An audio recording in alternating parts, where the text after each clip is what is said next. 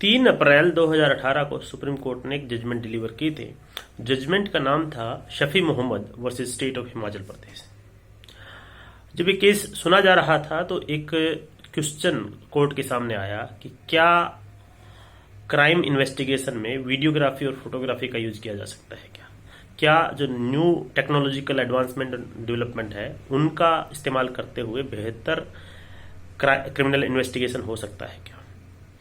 तो इसी मामले में सुप्रीम कोर्ट की बेंच ने केंद्र सरकार से और राज्यों से पूछा। केंद्र सरकार ने उसके बाद मीटिंग्स की और मीटिंग्स करने के बाद जो स्टेट के रिप्रेजेंटेटिव थे और सेंट्रल गवर्नमेंट के रिप्रेजेंटेटिव थे और उसके हिसाब से एक्सपर्ट कमेटी बनाते हुए उन्होंने जब मीटिंग्स की और उसके बाद फीडबैक जब सुप्रीम कोर्ट को दी तो सुप्रीम कोर्ट में उन्होंने कहा कि हाँ, ये सही बात है कि नई टेक्नोलॉजी और जो टेक्नोलॉजिकल एडवांसमेंट है उसके चलते अगर वीडियोग्राफी या डिजिटल फोटोग्राफी का इस्तेमाल किया जाए क्राइम सीन की फोटोग्राफी और वीडियोग्राफी करते हुए क्रिमिनल इन्वेस्टिगेशन में, इसका काफ़ी फायदा हो सकता है। इसमें यह भी कहा गया कि हालांकि कई बार ये होता है कि डिजिटल जो डेटा है उसमें मैनिपुलेशन होती है, लेकिन अगर सही से उसको देखा जाए तो उसका क्रिमिनल इन्वेस्टिगेशन की बेहतरी के लिए इस्तेमाल किया जा सकता है। तो इस केस में सुप्रीम कोर्ट ने एमिकस क्यूरी भी अपॉइंट किया था, जो कि कोर्ट का मित्र के रूप में उन्होंने भी अपनी फाइंडिंग्स दी और सेंट्रल गवर्नमेंट ने भी दी, उसकी एक्सपर्ट कमेटी ने भी दी। उस समय एएसजी नडकर्णी थे, उनका भी इस केस के ओवरऑल जो आउटकम में काफ़ी रोल रहा है।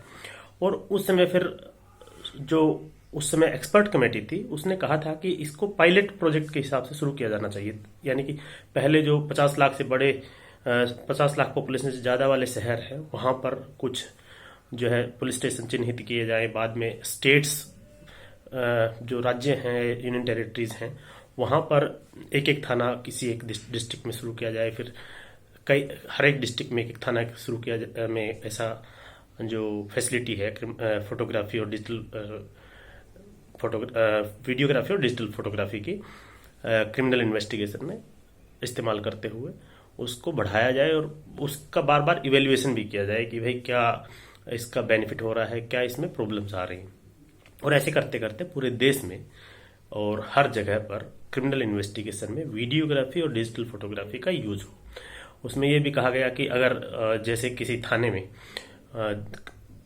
कितने सालाना क्राइम होते हैं, हीनियस क्राइम, तो उसके हिसाब से कितने फोटोग्राफर रखे जाएं, कितने लोगों को ट्रेनिंग दी जाए। और अगर सरकार के पास उस समय अगर उस तरह के जो ट्रेंड लोग नहीं हैं तो प्राइवेटली कैसे हायर किया जाए, किसके पास उसकी रिस्पॉन्सिबिलिटी हो। इस तरह से उन्होंने एक पूरा का पूरा खाका तैयार किया और वो सुप्रीम कोर्ट को दिया। उसी को सुप्रीम कोर्ट ने चाहा कि आने वाले कुछ समय में होम मिनिस्ट्री स्टेट गवर्नमेंट्स के साथ मिलते हुए जो फाइनेंशियल सपोर्ट करते हुए ये इम्प्लीमेंट करे देश भर में।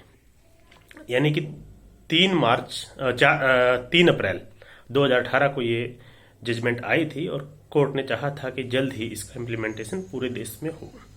लेकिन पिछले 2-2.5 साल में इसमें कुछ ज़्यादा डेवलपमेंट देखने को मिली नहीं है।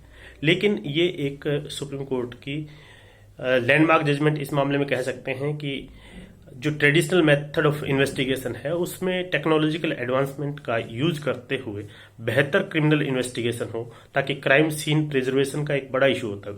भारत में जो क्रिमिनल इन्वेस्टिगेशन होती है, जैसे कहीं पे कोई क्राइम हुआ तो पता चलता है जब तक पुलिस वहां पहुंचती है तो वहां पर जो क्राइम सीन है वो डिस्टर्ब हो चुका है या वो खत्म हो गया है, वहां पर छेड़छाड़ इतनी हो जाती है तो लोगों को भी पता नहीं है उसके बारे में। और इवन पुलिस भी बहुत ज़्यादा उसमें उस तरह से ट्रेंड नहीं है क्राइम सीन प्रिजर्वेशन और उन सब बातों को देखते हुए।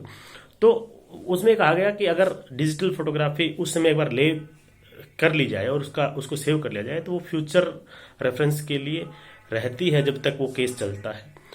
तो इसका फायदा होगा ओवरऑल क्रिमिनल इन्वेस्टिगेशन सिस्टम में, और यही सोचते हुए ये ऑर्डर और जजमेंट किया गया था। लेकिन उसका बहुत ज़्यादा इम्प्लीमेंटेशन कह दीजिए या एडवांसमेंट उसमें हुई नहीं। उसके चलते 2 साल बाद अभी एक और जजमेंट आई है, उसके बारे में भी मैं बताऊंगा, जिसमें फिर कोर्ट ने फर्दर एक स्टेप जाते हुए कहा कि हर थाने में सीसीटीवी कैमरे लगने चाहिए।